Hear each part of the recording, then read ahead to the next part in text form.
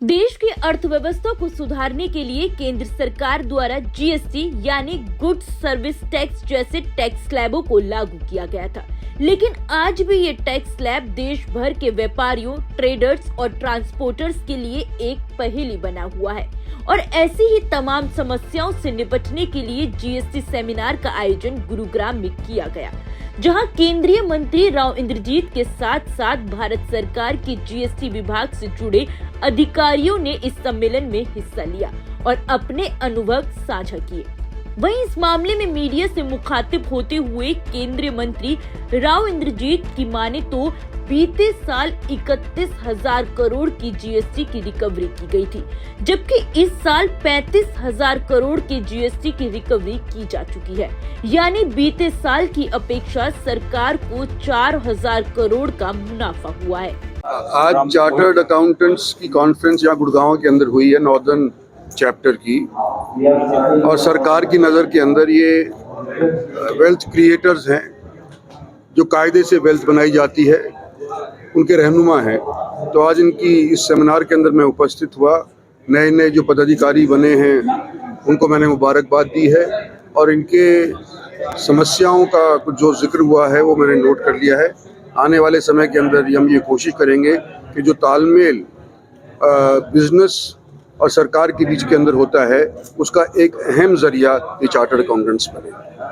बात आई थी इनके बीच में कि काफी डरे हुए भयभीत हैं, उसको लेकर क्या मैनेजमेंट किया जाएगा? अभी तो देखो सलाह मशवरा किया जाएगा और इनकी चिंता जो है वो मेरे सामने आई है तो वो मैंने नोट कर लिया है। अब तमाम वो देश जो जीएसटी और वैट जैसे टैक्स स्लैब को अपना राजस्व की नई इबारत लिखने में लगे हैं, जैसे देशों के अधिकारियों से हरियाणा की जीएसटी अधिकारियों को ट्रेनिंग मिले, ऐसी व्यवस्था पर भी काम किया जा रहा है।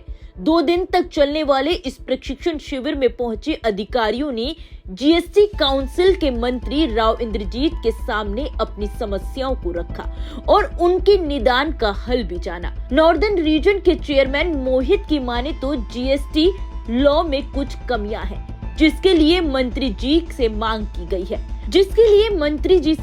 गई है। मंत्री ने आश्वासन दिया है कि वे इस मांग को प्रमुखता से रखेंगे। आज का जो ये 2 दिवसीय कार्यक्रम है, ये NIRC नॉर्थ इंडिया की साथ Gurgaon branch Gurgaon civil association का ये प्रोग्राम था, जिसमें मुख्य अतिथि के तौर पे माननीय कैबिनेट मंत्री राव इंद्रजीत जी ने शिरकत की, जिसमें पूरे प्रदेश भर से 5 स्टेट से 400 से अधिक चार्टर्ड अकाउंटेंट्स ने भाग लिया और माननीय मुख्य अतिथि के विचारों को सबने अवगत किया।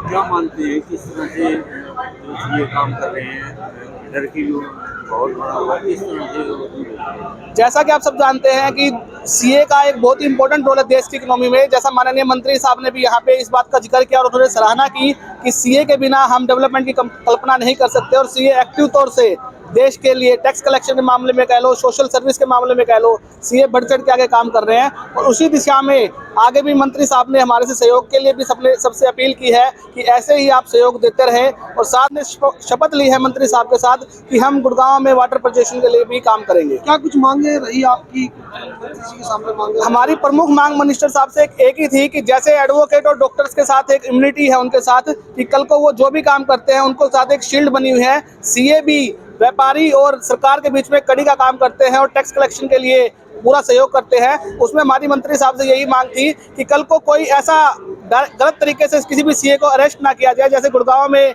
पिछले साल मई में एक गलत तरीके से सीए को अरेस्ट किया। और मंत्री साहब ने हमें विश्वास दिलाया कि इस बारे में वो इस बजट सत्र में भी इस बात को रखेंगे और इसके बारे में जो भी सुधार हो सकेंगे जीएसटी एक्ट में, उसके लिए सुधार भी करेंगे।